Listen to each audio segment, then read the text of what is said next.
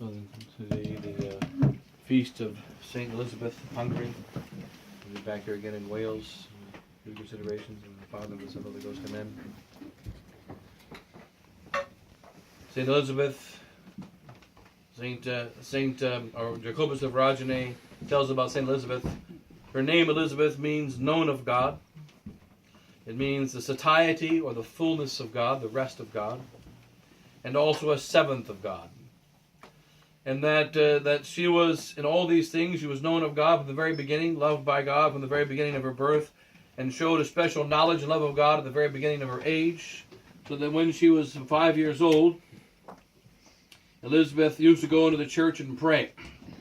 And then she would lay prostrate on the ground before God, showing adoration before Him. And she would kneel for hours and forget to leave the church. The children had to come in to try to get her to come out to play. And that she spent many hours contemplating God. And when she would go into the church, she would not come out. And sometimes being bothered, she would take the Psalms, the book of the Psalms, and open it up and look at them. She was not able to read, but she didn't want to be bothered. So she pretended like she was reading so that people would leave her alone. And then she would contemplate the things of God. Then when she was forced to play games, she would play. And then as soon as she would win a game, she would say, now let's offer the rest of the games up to God. And let's give the rest to God. And then she would ask to dance. She would dance one dance, and at the end of the dance, she'd say, all right, let's give the rest of the dances to God. So that she would play a little with the other children, and then teach them how to temper their play, and to give everything to God. And she was always filled with an excessive charity from the very beginning of her life. And she died when she was 24 years old. And yet, we say during those 24 years, she was filled with God. First of all, she was a virgin, says Jacobus. She covered everything during those 24 years. She was a virgin. Then she was a wife. She had 6 children. She was a widow. She became a religious and sister and consecrated her life to God before she died. She devoted herself to the 7 works of the corporal and the spiritual works of mercy, and did charity throughout the entirety of Hungary, and her charity spread throughout the whole of the world. She contemplated the things of Christ, and did all these things without ceasing, between the age of 5, when she began to be able to function, and her death at the age of 24. And so she is also called the mother of all the Hungarians. She's the mother of them all. And it was noticed about her that she is nothing but a mother. That she was always doing the great works of charity. And that when she was married, always giving to the poor, always giving to the sick. And of course, a few famous miracles of St. Elizabeth. That she was told she couldn't give out any bread or any food anymore. And she was doing it anyway, giving out the bread and food. And one day the servants reported to her husband that she is giving out food. And so he went to grab her basket, opened the basket of bread, and it turned out to be it turned miraculously into a basket of flowers. And then so that he did not see the bread, but rather flowers. And then another time when there was no place for the wounded and the sick, and around the castle there was a leper, and she brought the leper up and put the leper in her own marriage bed. And the word was put to the husband that she's gone too far. Not only did she put a sick person in your bed, but a leper in your bed. And he became angry, went up to the bed, threw back the sheets, and the leper turned into the Christ on the cross. And then he commanded to leave her alone. She also had a vision that her husband was going to die. She knew that when he went off to go to the Crusades, she knew with certainty that he was going to die. And therefore she wept and mourned that her husband was going to die. And then she made a gift of her husband to God. Now my husband is going off to fight for the kingdom of Christ, to free the Holy Land. He's never going to return. And she followed him for several days until eventually she went back to her family, and she offered him up to God and made a gift of her husband to God, knowing that he would never return. And of course he was killed in the Crusades and did not return. And then she devoted her life even more to charity and became a nun. And so that gave herself completely over to the works of charity, so that when she died, all of Hungary came around her at the age of 24, and they said, our mother is dead. Our mother is gone. Our mother is gone. Considering her only as a mother. And one of the mysteries of her life and the life of many of great saints is that what is it? We read the Gospel of the Pearl of Great Price. What is a pearl of great price? What is a treasure hidden in a field? The kingdom of heaven is like unto a treasure that's hidden in a field. That when a man finds a treasure, he goes and sells all he has and buys a treasure. Now, why does he buy that treasure? Because as St. Jerome says, in the consideration of the prodigal son in Luke chapter 15, he says there's a great love of man. What is the greatest love of man? In the first parable of the sinner's return to God, Christ speaks of the 99 sheep and the 100 sheep and the one that was lost. In the second parable, he speaks of a woman searching violently for a silver piece. A woman seeking for money. And it's interesting here that this woman, when she's seeking for money, she's seeking violently. She rips up the house. She tears it apart. She finds that silver piece, and when she's found it, then she calls all her neighbors, and there's great rejoicing. And why is this? Because what is the closest thing to the heart of man? Says St. Jerome and St. Augustine and Venerable Bede. The closest thing to the heart of man is money. We love money. That's the way it is. Now, why do we love money? We love money because money is that mysterious thing. It's actually an immaterial thing. When you get money, it has no value in it. Try tempting a dog with money the next time he wants to bite you. It doesn't work. Money doesn't have any material benefit directly. What does money do? Money is something which we use as human beings to get something else. Money has value because with it, we're able to hand $100 to someone else, and he's able to give us a car. He's able to give us 1 cup of Starbucks coffee. He's able to give us something. Because money goes out, we're able to receive something in return. So money has value because it's a tool to get something else. Now, why do we want that something else? Why do we want that treasure? We want the treasure because it gets us something that increases our happiness. Something that increases our glory before men. Something that increases our stability. We get a thicker walled house. We get more rooms in our house with money. We get protection and defense systems with money. We get more food with money. We get glory of men with money. We get a higher state in life with money. Money is a tool. Money is a means to get other things. Now, Lord Jesus Christ himself said, the kingdom of heaven is like a great treasure buried in a field. It is like a pearl of great price. We sell all we have. What are we selling? We're selling $1,000 worth of stuff. And what are we getting? We're getting a pearl of great price. We're getting a treasure in a field worth millions of dollars. Why do we do this? What is it that is that holy faith? What is it that is our sacred and holy religion? It is a pearl of great price. It is a treasure that we're going to use to buy other things. Buy other things for our happiness. Buy other things for our glory. Buy other things for a higher and for a greater life. This is what the saints do, says Jacobus and all the great saints. That's what they did. That woman, Elizabeth, lived only 24 years on this earth. Teresa, 100 years ago, only lived 24 years on this earth. And so many saints lived such a short period of time on this earth. But what do? They spent, and they spent, and they spent. We learn about money, for instance, that money is of no value unless it can be spent. Money is of no value unless it can perish. Money is defined as a perishable good. It has no good in itself. So that when I give you $10 for a cup of coffee, the $10 perishes, the $10 disappears from me, and then I receive a coffee in return. Money perishes. Money has no value unless it perishes. And whoever has money, why does he have it? So that he can spend it. So that he can hand it out. What about the faith? What about the grace of God? What about the love of God? What about the presence of Christ inside of us? What about the Father, the Son, and the Holy Ghost living inside of us? Why do we take these treasures? So that we can spend it.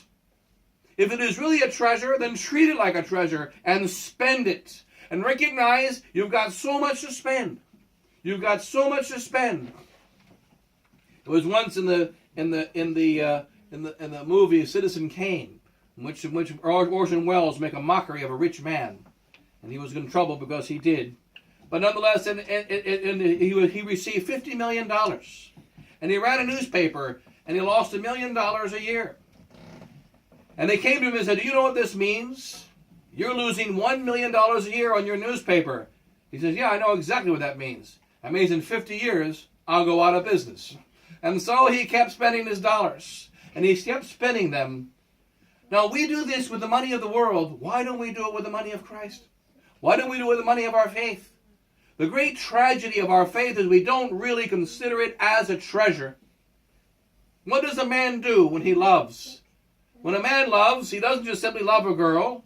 He lets the whole world know about it. That's why when there comes a marriage, it's public to everyone, and the love is spread to the whole world. He wants the whole world to know his love. He doesn't simply hold the love inside. Now, what happens if our faith is something worth loving? What happens if our faith is a pearl of great price? What happens if our faith is a treasure? Then this is all that happened in the life of little Elizabeth. She was known of God, who was a satiety of God, who was a seventh of God. What did she do? She simply loved that treasure, and it's happened that she didn't choose to give it all away. She knew nothing else to do. She knew that the treasure was not going to run out. She knew that she had more treasure than there was to be spent in one lifetime. Therefore, she spent it, and she spent it, and she spent it. Another time in the life of Maximilian Kolbe. Maximilian Kolbe was spending all kinds of money to build printing presses and try to spread the faith by the means of the printing press and the work of the Franciscans, and he didn't have enough money to go on. And he asked Our Lady, I need more help. I need more money. And she said, you still got $10 in your account. He said, yes, that's not enough. And then the Blessed Virgin Mary said to Maximilian, have you ever eaten dinner? He said, yes, I have. So whenever you eat dinner, what happens? First, you finish everything on your plate. And then your mother brings you a second plate. So how can I give you more when you still have? I want to give you more, but you still got $10 in your account. Spend it. Put it out. And then I will give you more. Empty your plate and I will fill it. Empty your plate and I will fill it. Now the Holy Faith has never changed. And its power has never changed. And it will never run out of money.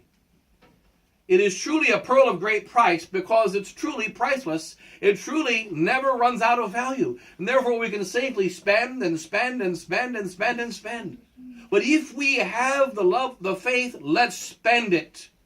As Father Hannafin, my old Irish pastor, used to always say, don't keep the faith. They always say, keep the faith, keep the faith, keep the faith. Don't keep the faith, spread it. If you want to keep the faith, spread the faith. You want to learn your faith? Teach it to someone. There are one God, and there's three persons. And so when someone asks you about God, you have to look it up. Then you know the answer. I'll get back with you on that. So yeah, there's three persons and one God. Teach the faith, and you will learn the faith. Spread the faith, and you will love the faith. Give away the things of God, and He will fill you with more things. And that is the nature of the heart. When the heart spreads itself, and the heart extends itself, and the heart pours itself out, it grows. What else can it do? It grows. Is there a limit to its growth? There is not. It will grow and grow and grow until it reaches the moment of perfection, determined by God. And then it goes to see God face to face. Elizabeth, as Bishop Sheen used to say, notice the lives of the saints. Some died when they were 13. Many died when they were teenagers or younger. Some when they were 24 years old. You never hear about any of them. They died too young. You'll never ever hear that about a saint. He does not die too young. Why? Because he's lived out fully his life. A man dies too young when he has not fully lived his life. Hence we hear a man who's 113 years old and he could have lived another 2 weeks. Because he didn't live his life fully. He wasted 113 years. He needed a couple more years. He needed a couple more months in order to live out his life. But other men at the age of 24, they've already lived the completeness of life. They've already done more. Elizabeth was 24 years old. And during those 24 years, she lived the perfection of the life of a sister, better than nuns that have lived 50 years in their convents. The perfection of the life of a mother, better than mothers that have lived 50 years with their husbands. The perfection of the life of a virgin, better than virgins that live their entire life in perfect virginity. The perfection of life of mercy and of giving of the works of charity, better than those that devoted their entire life to charity. She lived out fully and most perfectly every aspect of life. There was nothing more to do except go to God. Now the fact is that in our present time, Why is there a great crisis in our holy church? Why does it continue to drag on and on? Because we have small hearts. Because we're trying to take care only of ourselves. The nature of the heart is that the blood goes out. And the blood goes out to the extremities, and then it comes back. And this is the nature of love. It must go out to the extremities, and then it comes back. And there is a communion in all the parts of the mystical body, because the love is spent from the heart all the way to the extremities, and it returns. And when we start to die, what happens? The love stops to go to the extremities. You stop feeling your toes. You stop feeling your feet. You lose the ability to walk. Then your legs are amputated. When you lose the feelings in your fingers, and you lose your hands. This is what happens. But when the love continues to go to the extremities, we become stronger and stronger. And this is necessary in our faith. It is not enough to simply have faith. We must find a way to spread it in the workplace, find a way to spread it in the streets, find a way to spread it wherever we go. And this is done by simply having a great love. Whatever we love is going to spread itself. Bonum diffusivum sui is a Latin expression. Good spreads itself. Good will always spread itself. Why does our faith not spread itself? Because it's not good in us. It's not really the treasure of great price, the great treasure in the field. It's not really the pearl of great price. It isn't really that inside of us, and hence it doesn't spread. But when we recognize that that treasure is everything that we're about, make that faith into the walls of your buildings. Make that faith into every aspect of life. Make that faith spread wherever we go, and have a great love inside the heart, and it will spread. It will spread. And what does the devil do? Notice how wise Satan is. What does he do? He tries to take other loves, because we're made for love. And since if we don't have the love of God and the love of the things of God, he will replace it with the love of other things. The love of materialism, the love of the cell phone, the love of the things of the world. The love of his sinful pleasures comes eventually. The love of money, the love of the aggrandizement of the world, the love of the things that are not of God. This love drives out and crowds out the love of God. Meanwhile, the love of God crowds out the other loves. So that when little Elizabeth, at the age of 5, went into the church, she couldn't remember to go back out and play. And why she could not remember to go back out and play? Because she loved only God. She loved only Him. She would lay prostrate on the ground in the church. She would kneel in that church and simply enjoy the presence of God. And then that presence filled her with fire. And when she went out of that church, she simply poured out all her goods to the poor. She poured out all her goods to the others. She poured herself out into every aspect of life, pouring Christ into everything, so much so that whoever saw Elizabeth saw God. Whoever saw Elizabeth found the divine love manifested inside of her. And therefore she converted so many to Christ and brought so much good to the world in only 24 years on this planet. And we remember it now almost 800 years later. 800 years ago she was alive, and she is still alive now doing the work of her charity. And that work doesn't die, it continues. Meanwhile, when we look for the other kinds of love, it dies. The love of cold things creates coldness in the heart. The love of dead things creates deadness in the heart. The love of empty things creates emptiness in the heart. But the love of alive, the God who is alive, the truth that is alive, the faith that is alive, this love makes us driven. Caritas Christi urget nos, says St. Paul. The chariot of Christ urges us. The chariot of Christ drives us on. It makes us go forth, and we have many adventures. So many adventures when we love God. So many adventures when the faith of God is in our hearts. And there will somehow be a way that it will somehow spread. It will somehow touch souls. It will somehow bring things back to God. And we will see the beauty of God's workings and the beauty of God's faith in every aspect of life, including the great sorrows and tragedies, because each of them is only a preparation for resurrection and joy and glory of Christ. In any case, we try to follow the example of Blessed Elizabeth, the great queen of the Hungarians, and the mother of so many, the mother in one of the great mothers in our church, who is simply a reflection, a very small reflection of the Mother of Mothers, a very small reflection of the Holy Blessed Virgin Mary. And that mother is always with us now, always with us till the end of time. And then that mother only wants to teach us love, teach us to really grab onto that treasure in the field and the pearl of great price, and then spread it and spend it, spread it and spend it. There's always more where it came from. Goes with that, and God bless you all. In the name of the Father, and the Son, and the Holy Ghost. Amen.